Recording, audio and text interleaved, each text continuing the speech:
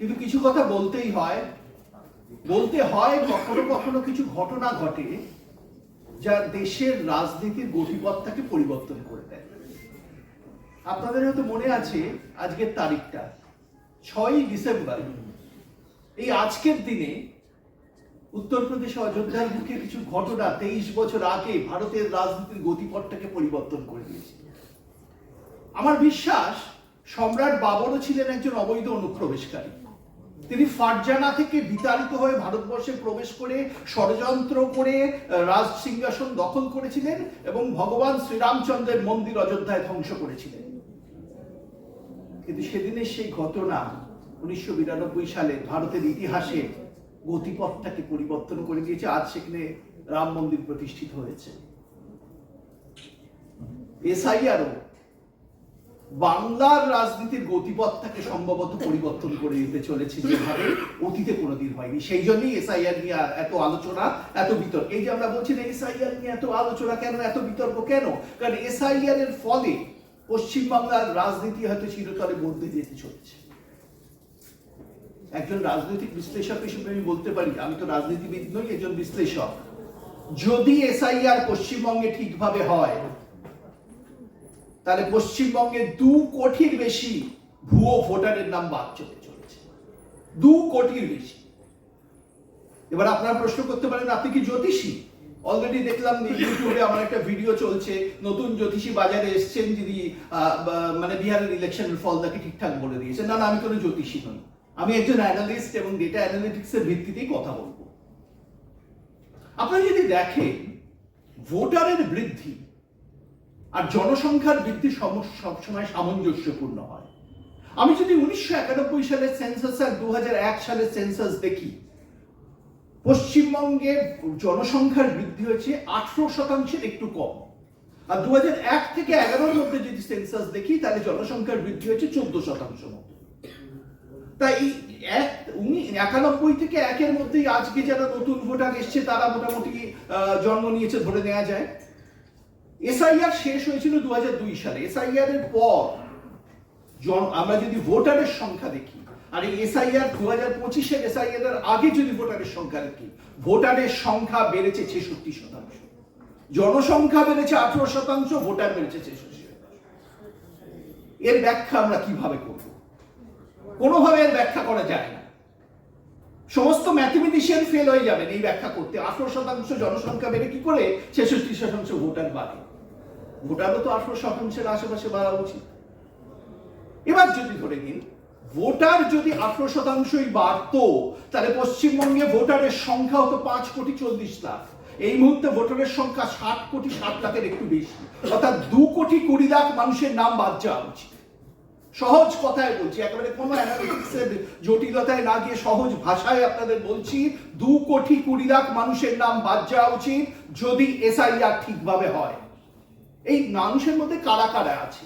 একটা হচ্ছে মৃত ভোটার, একটা হচ্ছে যারা পশ্চিমবঙ্গে মাইগ্রেট করেছে, মাইগ্রেট করার ফলে বা এক জায়গা থেকে আরেক জায়গায় মাইগ্রেট করেছে, হয়তো 2 জায়গায় নাম থেকে গেছে, এই ধরনের ভোটার।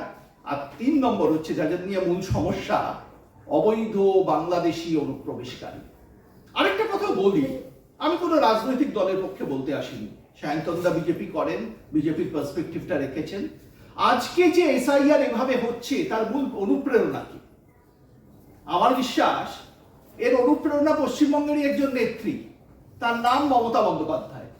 2005 সালে লোকসভায় দাঁড়িয়ে মমতা বন্দ্যোপাধ্যায় বললেন পশ্চিমবঙ্গে অবৈধ বাংলাদেশি অনুপ্রবেশ একটা ডিজাস্টারের রূপ নিচ্ছে। একটা ফিগার তিনি দিলেন, কজন বাংলাদেশি অনুপ্রবেশকারী আছে? 1.5 কোটি। 2005 সালে যদি 1.5 কোটি থাকে, মমতা বন্দ্যোপাধ্যায় ফিগার, আমার ফিগার নয়।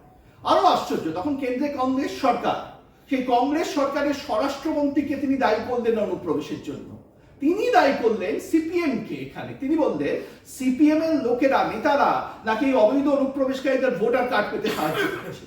তাহলে প্রশ্ন হচ্ছে 2005 সালে এই অবৈধ ভোটারদের ভোটার লিস্টে নাম ওঠার ব্যাপারে, এসআইআর তো ভোটার লিস্ট নিয়ে, এসআইআর তো হচ্ছে এনআরসি নয়, ভোটার লিস্টে নাম ওঠার ব্যাপারে যদি সিপিএম দায়ী হয়, তাহলে 2025 সালে কেন বিজেপি দায়ী হবে? পশ্চিমবঙ্গে কি বিজেপি ক্ষমতায় আছে না তৃণমূল কংগ্রেস ক্ষমতায় আছে? ওই মমতা বন্দ্যোপাধ্যায়ের ওই কথাগুলি আজ বুমেরাং হয়ে তার দিকে কেন যেন চলে আসছে। সেদিন যদি বাংলাদেশি অবৈধ অনুপ্রবেশ একটা ডিজাস্টারের আকার নয়, এই 20 বছরে কি হলো, আর তো কোনো এসআইআর হয়নি, তাহলে এটা আজ কেন আর ডিজাস্টার নয়? হঠাৎ কি বদলে গেল পশ্চিমবঙ্গে? প্রশ্নগুলো তার দিকেই, তার কথাগুলোই কিন্তু আজ ফিরে আসছে, কারণ আজ ক্ষমতায় তৃণমূল কংগ্রেস। আরো একটা ফিগার দিই, 2024 সালের নির্বাচনে তৃণমূল কংগ্রেস কত ভোট পেয়েছিল জানেন? 2,77,00,000। ভারতীয় জনতা পার্টি দ্বিতীয় এসেছিল, তাদের সাথে ফারাক ছিল 43 লাখের। যদি 2,20,00,000 ভোটার বাদ যায় আর 2,77,00,000 হচ্ছে তৃণমূল কংগ্রেসের প্রাপ্ত ভোট, এই 2,20,00,000 ভোট অধিকাংশই শাসক দলের দিকে গেছে আবার ধরে নিতে হবে, কারণ সাধারণত এই অবৈধ অনুপ্রবেশকারীরা শাসক দলকেই ভোট দেয়। সিপিএম আমলে সিপিএমকে দিত, তৃণমূল আমলে তৃণমূলকে দেবে। ধরে নিলাম 1 কোটির বেশি বাদ গেল, কম করে ধরছে, খুব খারাপ ভাবে এসআইআর হলো 1 কোটির বেশি বাদ গেল। 2,77,00,000 ভোট থেকে যদি 1 কোটি কমে যায়, তৃণমূল কংগ্রেসের আসন কোথায় নামতে পারে জানেন? বলুন। আমার হিসেব বলছে, যদি ঠিকভাবে এসআইআর হয়, পশ্চিমবঙ্গে ভারতীয় জনতা পার্টি, রেকর্ড করে রাখুন প্লিজ, আমি রাখছি, পশ্চিমবঙ্গে ভারতীয় জনতা পার্টি 180 বেশি আসন পেতে চলেছে। 180 বেশি আসন ভারতীয় জনতা পার্টি পশ্চিমবঙ্গে পেতে চলেছে। যদি এটা হয়, আপনারা বিদ্রুপ করবেন, হাসবেন, কি বলছে লোকটা দাঁড়িয়ে। আমি রেখেছি। একই ভাবে জানেন তো, বিহারে যে শেষ এসআইআর হলো না, যেদিন নির্বাচন হলো, তা সেই নির্বাচনের পর আমি সোশ্যাল মিডিয়ায় দেখেছিলাম, যারা আমার সোশ্যাল মিডিয়া আছে, পাবলিক ফোরামে আছে, আপনারা দেখে নিতে পারেন। আমি বলেছিলাম ওখানেও একই ফিগার, যে ভারতীয় জনতা পার্টি ওখানে 243, এখানে 294টা, মধ্যে 180 বেশি পেতে চলেছে। এক্সিট পোল হলো, বললো না 120 থেকে 150 পাবে। লোকে হাসি বিদ্রুপ করছে, সোশ্যাল মিডিয়ায় দেখবেন কি ধরনের কমেন্ট এসছে, যে কে আপনি এক্সিট পোলকে ছাড়িয়ে গেছেন।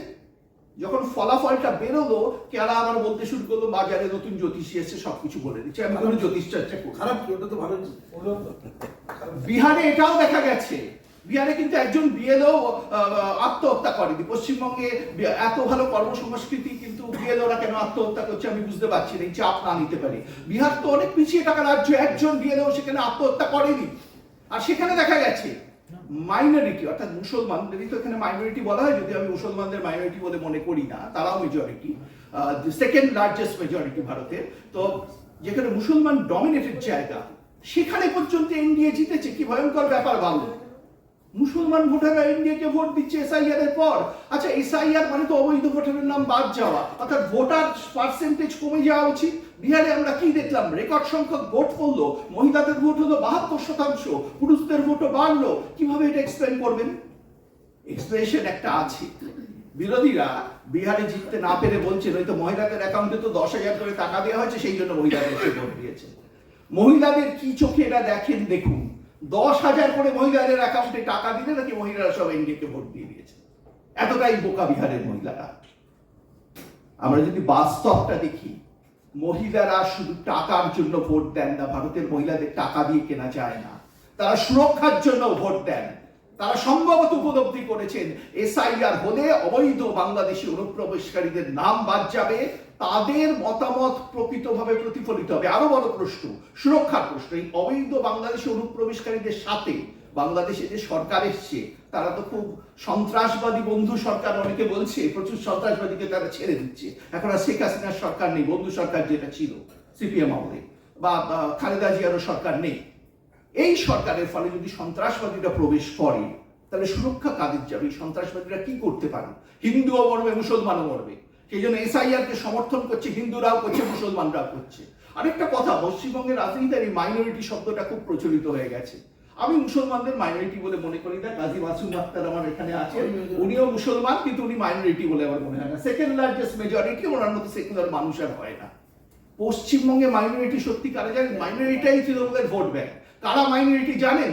পশ্চিমবঙ্গে ধর্ষকরা মাইনরিটি। ধর্ষকরা কিন্তু মাইনরিটি, তারা তৃণমূলের ভোট ব্যাংক। পশ্চিমবঙ্গে চোরেরা মাইনরিটি, যারা পাবলিক ফান্ড, চাকরি থেকে চাল, গরিবের চাল সবই লুট করে দিচ্ছে। এখন শুনছি রোগীর চোখও নাকি লুট করে চুরি হয়ে যাচ্ছে মগ থেকে, তারা মাইনরিটি। পশ্চিমবঙ্গে বাংলাদেশি অবৈধ অনুপ্রবেশকারীরা মাইনরিটি। যারা তৃণমূলের মূল ভোট ব্যাংক। মুসলমানরা তৃণমূলের ভোট ব্যাংক নয়। মুর্শিদাবাদে যেসব ঘটনা ঘটছে, যেভাবে তৃণমূল কংগ্রেস মুসলমান বিভিন্ন নেতার সাথে সংঘাতে জড়িয়ে পড়ছে, মুসলমান ভোট ব্যাংকে ফাটল ধরে গেছে। তৃণমূল কংগ্রেসের ভরসা এখন পশ্চিমবঙ্গে এই অবৈধ বাংলাদেশি ভোট ব্যাংক, সেই জন্য এসআইআর এর বিরোধিতা। কারণ এসআইআর এর ফলে ভোটার লিস্ট থেকে যদি অবৈধ বাংলাদেশিদের নাম বাদ যায়, তাহলে তৃণমূলের পতন নিশ্চিত। ফিগারটা আমি বলে দিয়েছি, এর বেশি কথা বাড়াবো না। বাকি কথা হবে মে মাসে যখন নির্বাচনের ফল বেরোবে, অথবা যখন নির্বাচন হবে। নির্বাচন পিছিয়েও যেতে পারে, এটা আশ্চর্য হবেন না। তৃণমূল কংগ্রেসের প্রতিরোধের ফলে নির্বাচন পিছিয়ে গেল।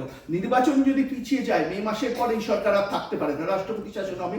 তখন রাষ্ট্রপতি শাসন করে নির্বাচন হবে। কি ভয়ঙ্কর জায়গা ভাবুন। একদিকে এসআইআর, অন্যদিকে রাষ্ট্রপতি শাসন করে নির্বাচন। যদি সেই পরিস্থিতি হয়, তাহলে আবার 180-র এই এস্টিমেটটা ধরবেন না। তখন কোথায় যাবে আমি বলতে পারবো না। আবার দেখা হবে যখন নির্বাচনের ফল বেরোবে। আশা করি প্রীতম এবং মরুদামোদা আবার এখানে বলার সুযোগ দেবেন, তখন আপনাদের সাথে দেখা হবে। কথাগুলো প্লিজ রেকর্ড করে রাখবেন। তখন জয় বলবেন হিন্দ। না।